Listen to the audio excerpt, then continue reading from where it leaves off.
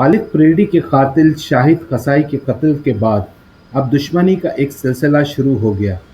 फिर इस तरफ से भी और दूसरी तरफ से भी एक दूसरे पर हमले किए जाने लगे, जिसके नतीजे में कमोबेश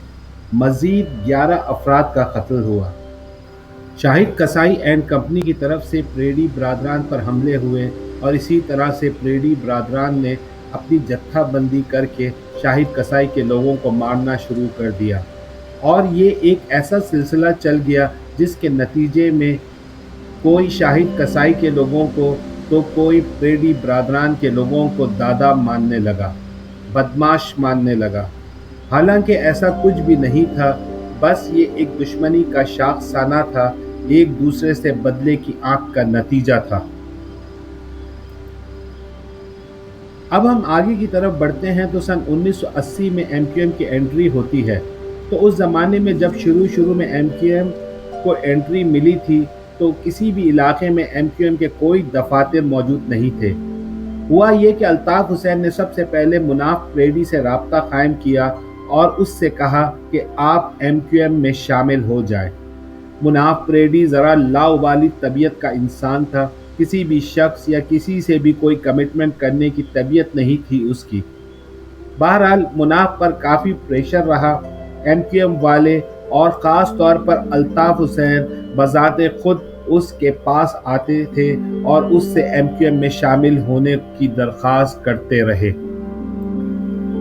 ये अल्ताफ़ हुसैन की टेक्निक थी, ये उनका तरीक़ेकार था कि कराची में जितने भी इलाकों में पावरफुल शख्सियात थीं,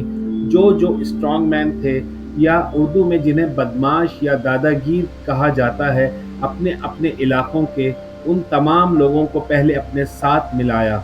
और उसी वजह से कराची के इलाकों में एमक्यूएम और अल्ताफ़ हुसैन की धाक कायम हुई कि वो उन लोगों को अपने साथ मिलाकर उनको फ्रंट पर रखते या उनको सामने कर कर उनके पीछे पीछे खुद आते थे। जब मुनाफ परेडी ने एमक्यूएम को ज्वाइन करने का फैसला किया तो तब वो अल्ताफ़ हुसैन के एक खास बॉडीगार्ड की सूरत में हमेशा अल्ताफ़ हुसैन के साथ रहा करता था और उसके बाद परेडी पुलिस लाइन और सदर के इलाके के आसपास एमक्यूएम के छोटे छोटे जलसे होना शुरू हो गए। एमक्यूएम का जो एक बहुत बड़ा और तारीखी जलसा नश्तर पार्क में हुआ था, उस जलसे से पहले एमक्यूएम के बहुत सारे ये छोटे छोटे जलसे मुनाफ परेडी ने ही करवाए थे और इन ही छोटे छोटे जलसों से एमक्यूएम का एक पॉलिटिकल प्रोसेस भी शुरू हुआ था और फिर यही फार्मूला अब अल्ताफ़ हुसैन ने कराची के हर इलाके पर अप्लाई किया और इस तरह से एमक्यूएम मजबूत और ताकतवर होती चली गई। और इस तरह से अल्ताफ़ हुसैन ने उन इलाकों से ऐसे ही मजबूत और दादागीर किस्म के लड़कों को चुनना शुरू किया और फिर उन्हें कुछ अरसे के लिए अपना बॉडीगार्ड बनवाना शुरू किया और इस तरह से वो लड़के जो नफसियाती तौर पर अल्ताफ़ हुसैन के बॉडीगार्ड बनते, वो ये सोचते थे कि अगर मैं एमक्यूएम के लीडर का बॉडीगार्ड हूँ तो मैं क्या चीज़ हूँगा और मेरी लोगों पर कितनी दहशत होगी। वहाँ से एमक्यूएम की असल दहशत और दबदबा भी कायम होता चला गया। परेडी बरादरान में खालिद परेडी, इदरीस परेडी, मुनाफ परेडी के नाम का सिक्का एमक्यूएम कायम होने से पहले ही चलता था और अपने इलाके में उनकी धाक कायम थी, बल्कि पूरे कराची में ही उनका रोब व दबदबा था। और इस तरह से एमक्यूएम ने इन परेडी बरादरान को अपने सियासी मकसद को पूरा करने के लिए उनका इस्तेमाल किया और लोगों को ये दिखाया और उन्हें ये बावर करवाया कि इलाके की स्ट्रीट पावर अब एमक्यूएम के पास आ गई है और ये दादागिरी और बदमाशी की ताकत अब हम यानी एमक्यूएम भी इस्तेमाल कर सकते हैं और अपने सियासी मकासद को अमली जामा पहना सकते हैं। उसके बाद सन 1985 के जो बल्दियाती इलेक्शन हुए, उस इलेक्शन में मुनाफ परेडी के जो कज़न थे वो भी एमक्यूएम में शामिल हुए, जिनका नाम असलम खान था और असलम भाई के नाम से पहचाने जाते थे। वो एमक्यूएम में परेडी पुलिस लाइन के सेक्टर कमांडर बने और फिर इस तरह से ये एमक्यूएम की सूरत में उन सब का अपने अपने इलाकों में दबदबा कायम होता रहा। एपीएमएसओ के बाद जब एमक्यूएम एक सियासी पार्टी की शक्ल इख्तियार करती जा रही थी तो उस वक्त एमक्यूएम के पास कोई मिलिटेंट विंग नहीं था। सिर्फ तलबा की एक तंजीम थी जिनके पास लड़ाई झगड़े और मिलिटेंसी का कोई तजुर्बा नहीं था, जबकि दूसरी सियासी तंजीमें इस मामले में काफ़ी तजुर्बेकार थीं। तो इस कमी को पूरा करने के लिए अल्ताफ़ हुसैन और उसके साथियों ने फैसला किया कि शहर के तमाम गैंगस्टर, दादागीर, बदमाश और भाई लोग जो थे, जो महाजिर कम्युनिटी से ताल्लुक़ रखते थे, उनसे राब्ता किया जाए और उन तमाम लोगों को कायल किया जाए कि भाई आप लोगों ने बहुत बदमाशियां कर ली, बहुत से गैंग चला लिए, बहुत कुछ कर लिया अपनी ज़ात के लिए।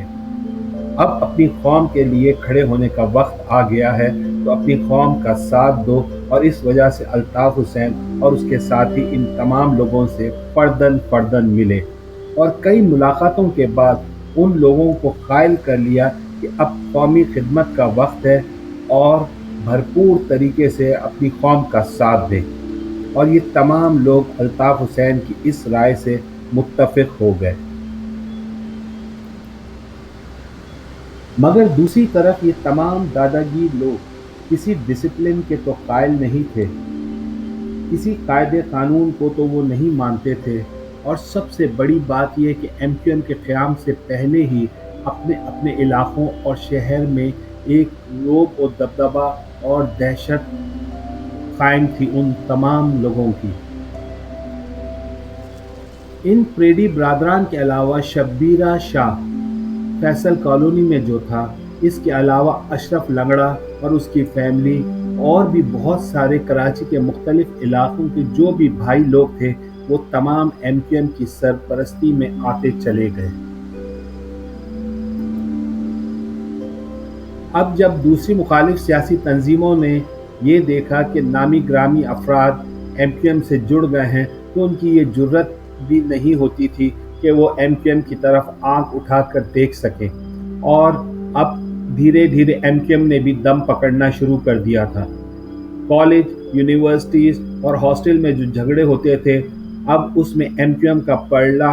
भारी होने लगा, क्योंकि ये तमाम लोग उन झगड़ों का भी और खूनारेज़ तसादुम का भी हिस्सा बनते, और उन्होंने अब जो लड़ाइयाँ मैदान में